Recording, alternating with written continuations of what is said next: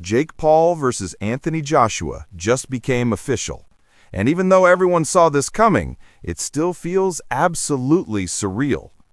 Picture this, a former Disney star whose boxing record is basically a mix of YouTubers, mixed martial artists, and even a grandfather, stepping into the ring with a faded but still dangerous former heavyweight champion. Joshua made his intentions crystal clear at the Miami press conference. He's coming to break Paul's face. The fight drops December 19th in Miami, streaming live on Netflix. Paul fired back with confidence, saying nobody thinks he'll win, but they should all get ready to be shocked. Let's rewind and see how insane this matchup really is. While Joshua was winning Olympic gold, Paul was just wrestling in high school. When Joshua turned professional, Paul was making videos on Vine.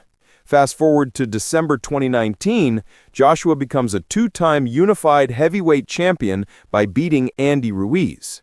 1 month later, Paul makes his pro debut against another YouTuber. The experience gap is massive. Joshua has conquered legends like Vladimir Klitschko, Joseph Parker, and Ruiz.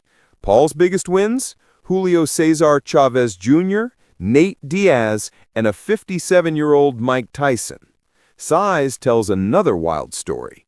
Paul usually dominates at 6 feet tall and around 200 pounds, but standing face-to-face with Joshua, who's 6'6" with a massive chest, Paul looked tiny, like a bug on a windshield. Here's where it gets crazier. Weeks ago, Paul was training to fight Gervonta Davis, a champion who weighs just 135 pounds.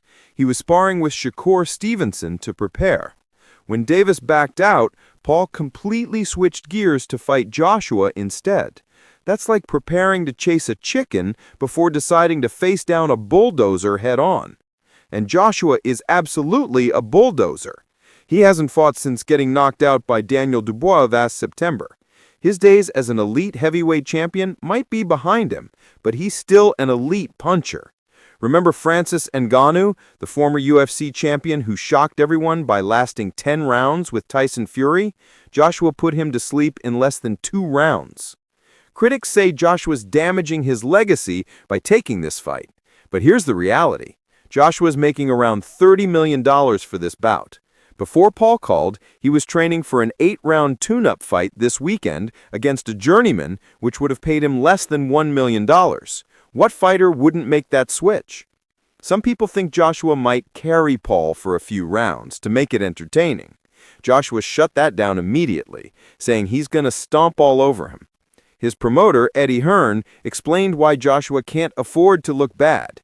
He's working on a massive 2-fight deal with Turki Alalshik, the Saudi Arabian official who's funded several of Joshua's previous fights. A poor performance against Paul could kill that deal, which might include the long-awaited showdown with Fury. Hearn broke down why he's not worried. Once they get close or into any kind of clinch situation, it's over. Joshua can fight at long range or short range. His jab alone could knock Paul out cold. The uppercut on the inside, the left hook, the devastating right hand that destroyed Ngannou, Paul needs to worry about everything. At the press conference, Joshua actually praised Paul, calling him a serious fighter with real talent and a conqueror mentality. He even said Paul's mentality is better than Tyson Fury's. Joshua pointed out he started boxing late, at 18, and just 3 years later, he was one of the best in the world. Paul tried playing up his chances too. He says this fight isn't as one-sided as everyone thinks. His advantages will be speed, footwork, and using angles. He's confident because Joshua has struggled against smaller fighters like Ruiz and Alexander Usyk. Paul says all the pressure is on Joshua, not him. When people call him delusional, he shrugs it off, saying he's gotten this far because of delusional optimism. It's delusion until it's not. In just a few weeks, we'll find out if Paul's confidence is justified. He says he's not afraid, though he admits his mom is terrified.